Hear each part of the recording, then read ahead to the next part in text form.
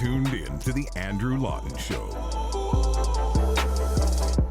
Welcome back to the Andrew Lawton Show here on True North. We often talk about the internal dynamics and divides in Canada, the political fault lines, the cultural fault lines, and these are very important subjects and they can't be discounted even in what I'd like to discuss now. But I do want to take a much, much bigger picture, a global picture here of this country and where it fits into the world and how the domestic and the international, the domestic and the global, how they tend to intersect. And there have been a lot of things I've been reflecting on as I read a book by a great friend of this program, which is Irvin Studin, Canada Must Think for Itself, 10 Theses for Our Country's Survival and Success in the 21st Century. So the title right there suggests a level of optimism, but if you look through the books, there are some very clear issues, I don't want to say problems, but certainly challenges and issues that are identified that I want to dig into. Irvin Studin joins me on the program again. Irvin, good to talk to you, sir. Thanks for coming on today.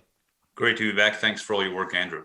I want to skip ahead here to one particular thesis that you put forward, and then we can talk about the bigger picture, because I think this one captures what's at stake here. You say, if Canada survives the century, it will be either a great power or a deep vassal state. And when I read through that, what you're saying, it sounds like, is that, we're on the cusp of something here, but we could go in either direction, and very real challenges facing our lawmakers, our citizens, civil society right now really affect in a dramatic way what things are going to look like in 2100.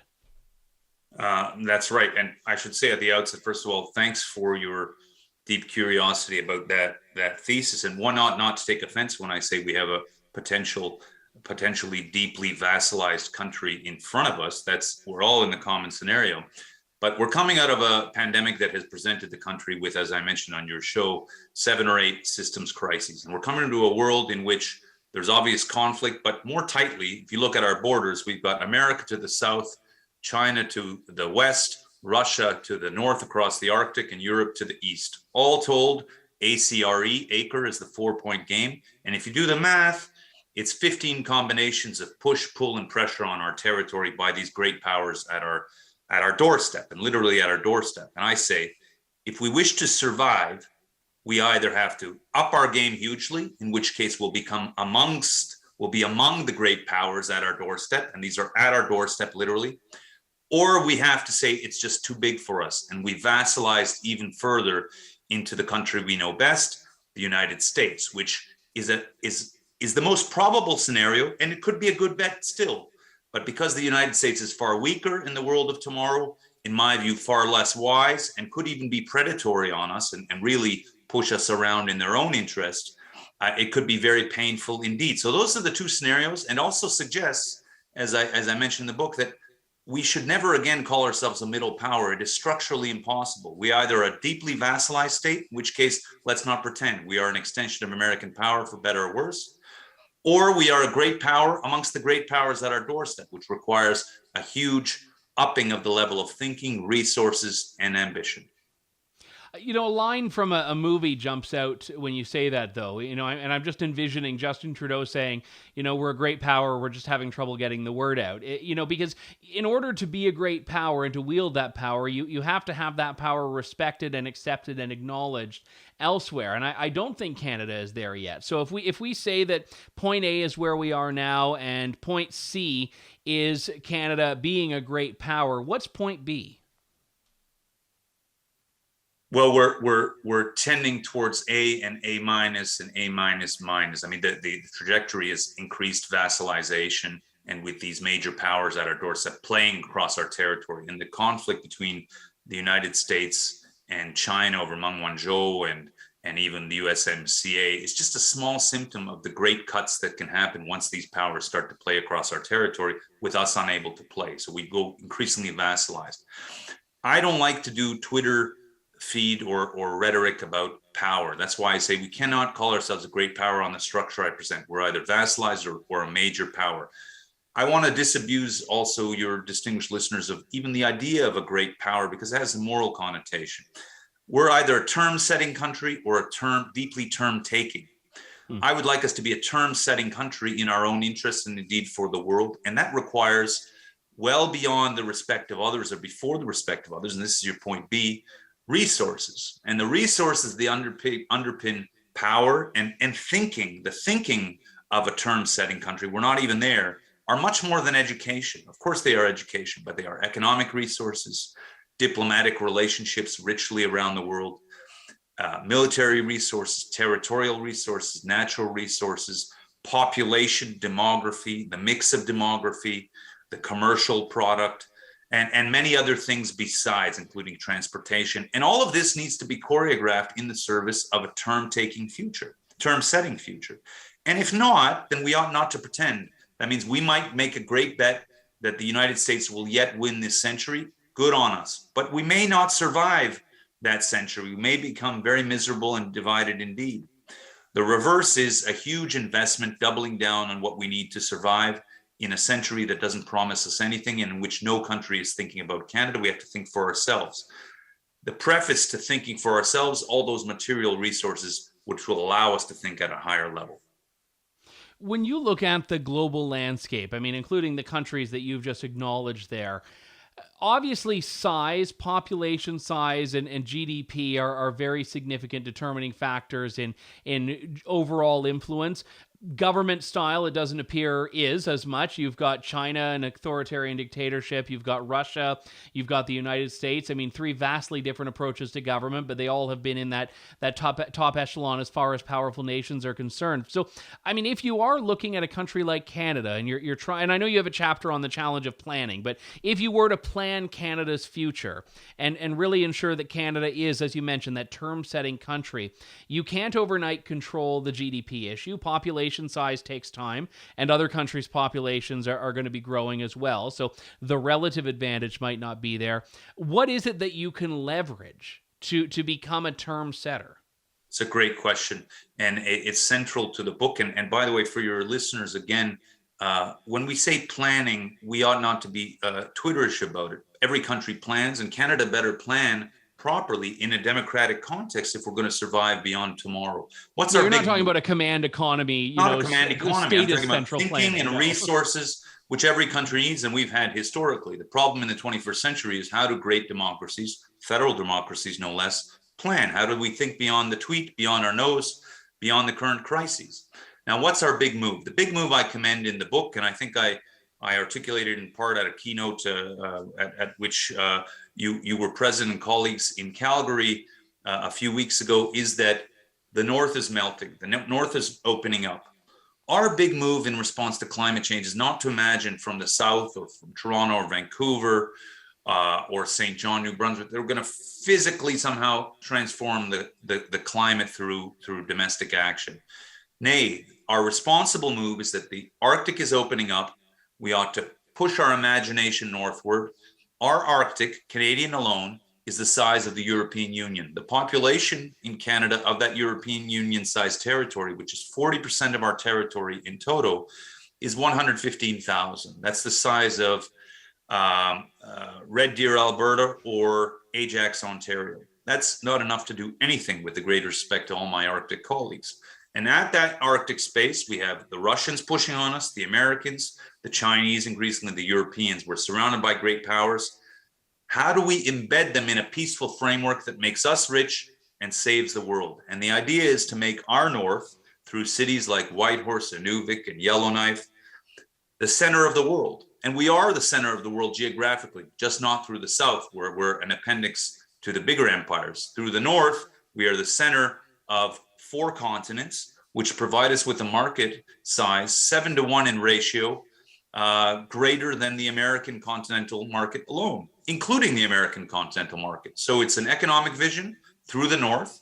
It's a geopolitical vision of peace, and it is one of national sovereignty, where we assert ourselves in a territory that we would be negligent to ignore. We can't ignore it, because then the country will collapse. That requires a shift in our resources and our imagination, our political pressure to the North, where we imagine that everything happens along the American border. So push it up, and that's our big exit from all the multiple crises coming out of the pandemic as well.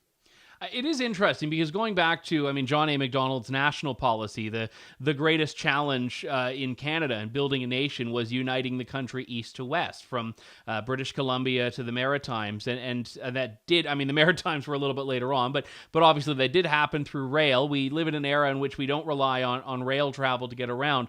Why? I mean, when, I guess, would you say that fundamental axis shifted from an east-west one to a north-south one? When the book came out. Good answer. It remains the case that our so it's theoretical at this point. Like there needs to be an attitude shift to recognize this. Absolutely, and unfortunately, the last 2 years have shown that Canada does not respond at the leadership level, at all levels of government, indeed across the parties, to crisis, and to my chagrin. So we don't respond with mobilization to crisis. À la différence with the Americans, the Chinese, the Russians, many Europeans, they know how to mobilize. The Israelis, the Persians, the Turks, they've got a mobilization capacity. We don't have that. So that means that in this great 4-point or 15 combination game that I present, we could be crippled very quickly at a strategic level without even moving. So we better seize the moment while we can before it closes, or before these other more mobilizable countries do it for us in their name. So the part of the book is to change what I call the mental map of our country. Basically, for all Canadians who love our country, educated and less educated, doesn't matter. Look at the map. Look at what happens through the South. And as I suggest, as the North opens up, because the melting of the Arctic is a new phenomenon, the rise of China in modern Canada is a new phenomenon. So the axis of activity will be increasingly in the North and the West, which also begins to solve the Western problem or the national unity tension in Canada. Through the North, we are closer to Asia and China in particular than are the Australians. Through the North, we are closer to St. Petersburg and the former Soviet space, including Ukraine, than is Western Europe. Through the North, we are closer to the Nordic states of the European Union than we are from Toronto. And we are close to the United States through Alaska and several other northern states. All told, a market of 2 billion, which is 7 times larger than the 330 million or so in the United States today. So it requires a huge change in the imagination. It is exciting for our young people who have suffered most during the pandemic. And it is sufficiently large and urgent to command our resources such that we're able to get out of our deep crises. And there are 7 or 8 crises that require much more than just road building, tax cuts, or rhetoric. We really need to mobilize. And I think that is sufficiently large to give us an exit and an exciting tomorrow. It's difficult to do anything globally when you have the internal unity challenges. And I know national unity is a very important chapter in this book. And I wanted to ask you about this because you have a lot of countries in the world like Australia, New Zealand that have Indigenous populations. You've got countries in the world that have, that are bilingual, Belgium, trilingual, quadrilingual, like Switzerland. I mean, these are not dynamics that are unique to Canada, although Canada does seem to have more of them because we have the Indigenous issue. We have the bilingualism. And if you take into account Indigenous languages, of which there are many, you've got countless language groups that exist in this country.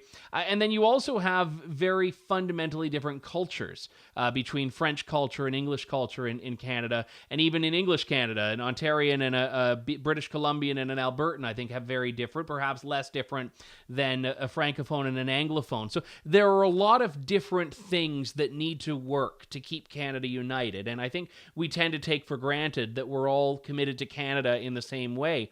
How do you solve, if you can, that unity challenge? It's a central question because we must solve our external challenges just as we solve the domestic ones. And you're right, I do treat national unity centrally. In the book, we have 4 national unity crises coming out of the pandemic. The first one is basic borders dividing the country in regulatory terms, sometimes in physical terms across the jurisdictions. The second one is the Western question, which is still wicked and maybe growing in profile. The third is the Quebec question, which is still alive. And if it ever does explode, whatever people think on Twitter, it would compromise the entire country quite quickly. And the fourth one, as you articulate, is the Indigenous challenge. The Western challenge I articulate can in part be solved through the North. The North is the fix to Wexit, as I argue. Rather than being pedantic, say we just redistribute or give more resources, more power to the West, the opening of the North to huge markets is psychologically very seductive to the West, which is very attached to at least Yukon and Northwest Territories. The Quebec question, I argue, is one to be managed. And I do talk about language in there. I talk about a national languages strategy, which will get us beyond what I think is a very, very low standard hump that we've allowed to occupy our political imagination. You talk about bilingual, trilingual, quadrilingual countries in Europe, and the same is true in Asia, in the Middle East, and Africa. We're too obsessed with bilingualism. So I tried to break the logic and say that tomorrow, as we plan education post-pandemic, we ought to imagine that everyone will simply speak English and French without blinking. And then they choose a third language, because we need a third language for the Indigenous cause domestically, which helps to address that, but also for our wicked international circumstance, which I described. I talk about taking lessons from Northern Aboriginal Indigenous self-government treaties. There are something like 26 self-government arrangements in all of Canada, mostly in the North, and they're very, very practical, and so far have been productive. And they're outside of the Indian Act, and I think these are huge examples that we ought to multiply if only we understood how the North operates. And finally, on the borders to our country that have been erected domestically, that needs to be unwound yesterday. And there must be a commission that assiduously unwinds all of the regulations that were improvised and unfurled on the territory, militating against national unity immediately. We don't have time to go through the book page by page, and I don't think we'd want to, because then people don't have a reason to buy it. So do have a look at Canada Must Think for Itself, for yourself, so you can think for yourself about how Canada can think for itself. But I guess if we want to tie what we have covered up in a bow here, Irvin, let me ask you where the responsibility ultimately lies, because government has to be just as a matter of, not just as a matter of law, but I think as a matter of the law of nature as well, responsive to the people it represents. It needs the consent of the governed. So the government cannot start centrally planning in a way that is unhealthy in a democratic society, but government can certainly guide and government can shepherd, but individual people are the ones that need to decide what they want the future of their country to be. So you've put out the roadmap here. Who do you think it is that is best suited or can take this up and move on these things?